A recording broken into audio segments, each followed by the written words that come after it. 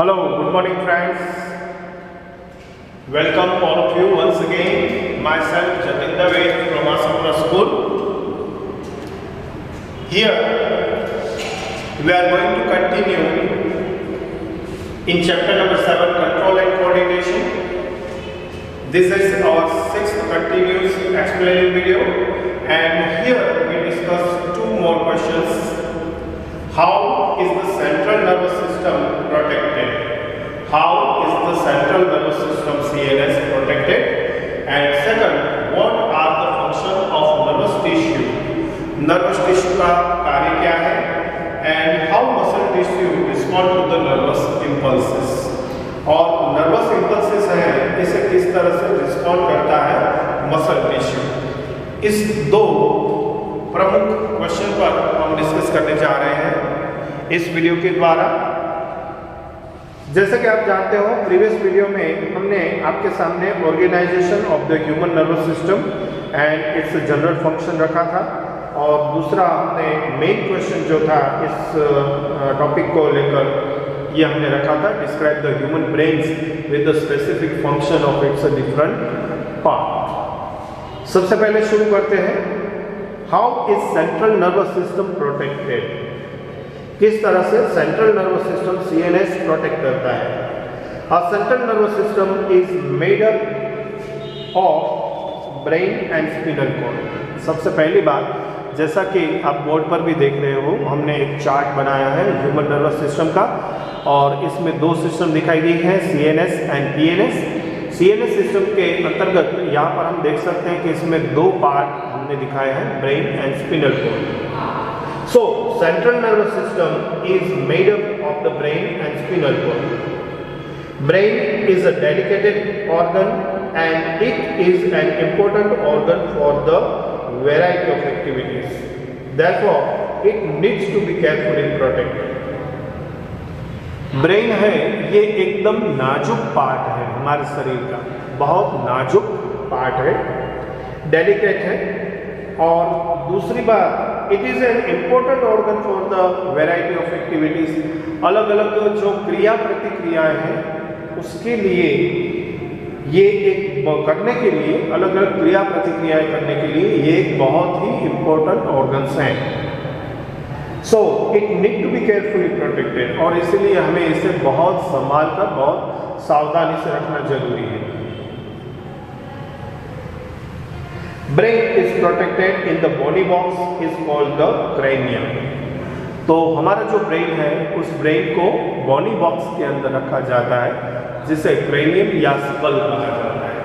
जैसे कि यहाँ पर आप फिगर में देख रहे हैं, ये जो हमने दिखा है आपको, ये क्रेनियम है, ओके, ये क्रेनियम यानी कि स्कल है, जिसे कहेंगे खोपड़ी, खोपड़ी, ओके। तो हमारा जो ब्रेन है, उस ब्रेन को प्रोटेक्ट करने के लिए बॉनी बॉक्स यानी कि क्रेनियम का यूज होता है। Inside the bony box the brain is covered by the meninges. Inside the bony box के अंदर के भाग में इसे कवर करता है, cover by the meninges. Fluid between the meninges protect the brain by the shock absorption. यहाँ पर जो फ्लूइड होता है बिटवीन द मेनिंग्स के बीच में, मेनिंग्स के बीच में जो फ्लूइड होता है, प्रवाही माध्यम होता है, इसका काम है ब्रेन को प्रोटेक्ट करना बाय द शॉक एब्सॉर्प्शन। जो झटक लगते हैं, जो झटके आते हैं, उस झटकों से ब्रेन को प्रोटेक्ट करने का काम वो करता है। दूसरा है spinal cord. Spinal cord is protected in a hard skeletal structure called the vertebral column और बैकबोन। स्पिनल कॉर्ड है, इसे प्रोटेक्ट करने के लिए ठीक इसी तरह से एक हार्ड स्केलेटल स्ट्रक्चर बना हुआ है, जिसे वर्टिब्रल कॉलम या फिर बैकबोन कहा जाता है, या फिर इसे बैकबोन कहा जाता है। तो ये था हमारा सबसे पहला question, how is central nervous system protected. हमारी जो सेंट्रल नर्वस सिस्टम है और इसके दो मेन पार्ट हैं, ब्रेन और स्पिनल कॉर्ड, इसे किस तरह से प्रोटेक्ट किया गया है। अब चलते हैं नेक्स्ट क्वेश्चन की तरफ। Next question is, what are the function of the nervous tissue and how impulses. सबसे पहले हम देखेंगे function of the nervous tissue. सबसे पहले देखेंगे function of the nervous tissue.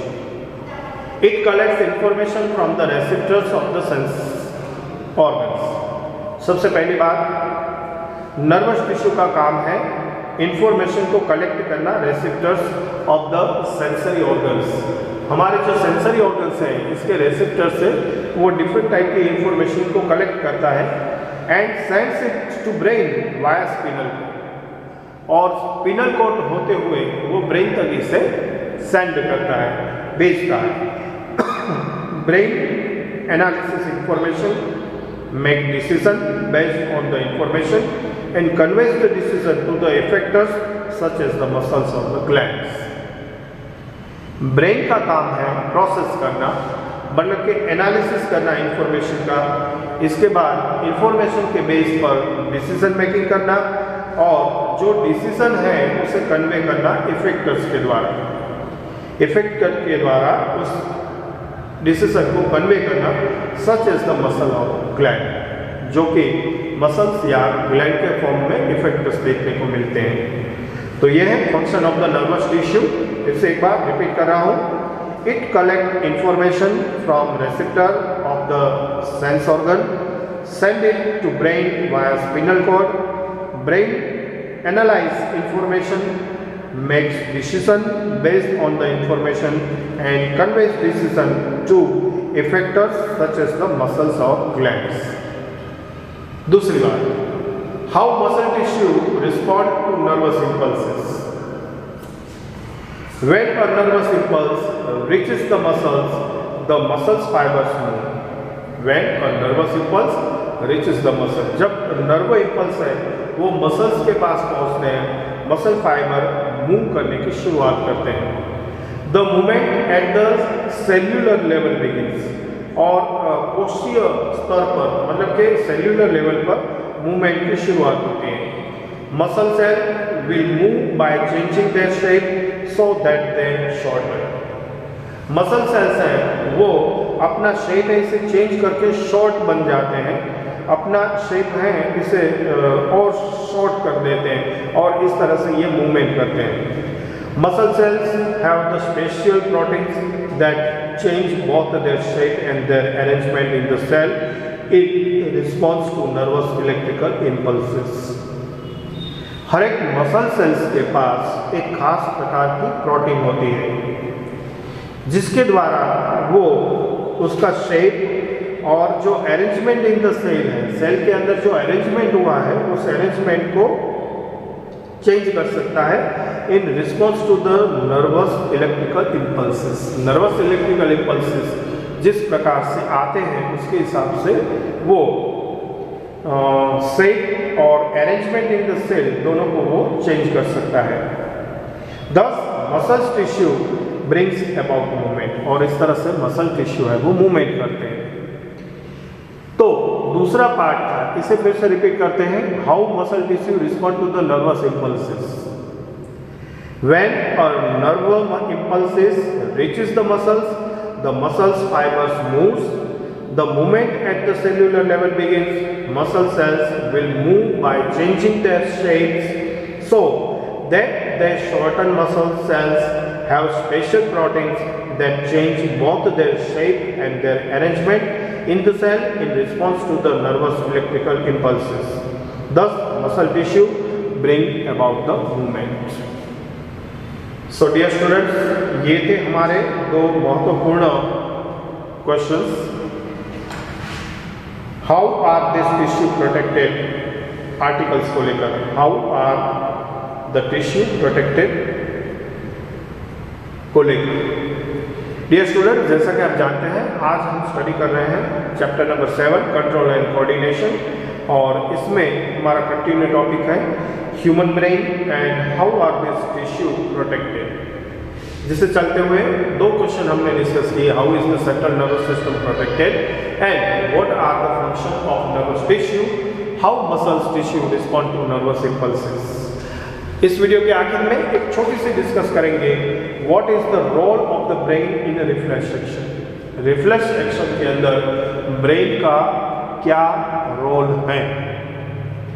Generally reflex action is shown by the spinal cord and there is no active role of the brain in it. जैसा कि हम जानते हैं रिफ्लेक्स एक्शन में spinal cord है, इसके द्वारा ये रिफ्लेक्स एक्शन दिखाए जाते हैं और इसलिए यहाँ पर ब्रेन का वैसे कोई एक्टिव रोल नहीं होता।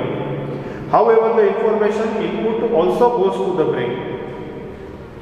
हाँ, अलबत्त ये जो इंफॉर्मेशन होते हैं स्पिनल कॉर्ड के पास में आती है और इसे क्विक रिस्पॉन्स में वो कन्वर्ट करता है। ये सारी इंफॉर्मेशन बाद में गोज टू द ब्रेन तक पहुंचती है। In some reflex action such as the mouth watering on a seeing delicious food, heart beats, breathing movement of the diaphragm, whining, blinking of eyes, sneezing, etc.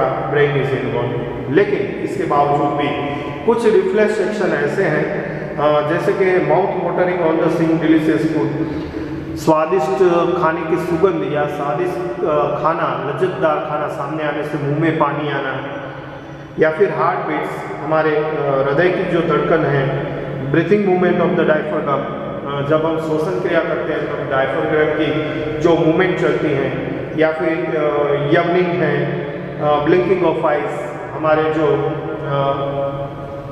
आई है इसे blinking करना, मतलब कि इसे पलक झपकना, या फिर स्नीजिंग, छिक्काना।